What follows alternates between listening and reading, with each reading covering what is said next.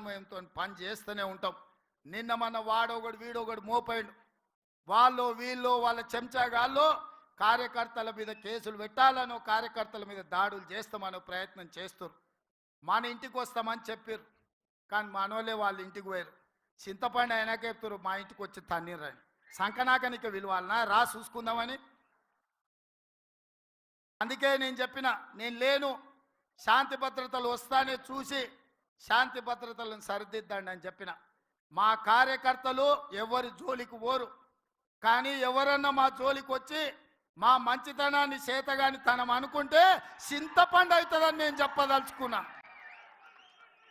మా మహేష్ గౌడ్ గారు కొంచెం సౌమ్యుడు అయి ఉండొచ్చు, కాకపోతే వెనకాల నేనున్న ఆ సంగతి మరవద్దు.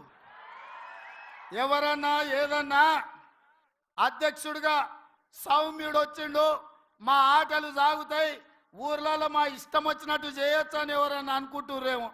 నేను వెనకాలనే ఉన్న బిడ్డ, ఎవరన్నా మా కార్యకర్తల జోలికి వస్తే ఒక్కడొక్కడికి ఉంటుందని నేను చెప్తున్నా. మహేష్ గౌడ్ గారు, నా విజ్ఞప్తి ఒక్కటే, ఒక్క పని నాకు పెండింగ్ ఉండిపోయింది. కార్యకర్తల ఎన్నికలు నేను చేయాల్సిన బాధ్యత ఈ లోపల మీకు వచ్చింది, అది మీ అదృష్టం. రాబోయే 3-4 నెలల్లో బీసీ కమిషన్ చైర్మన్గా నిరంజన్ గారిని నియమించినాం.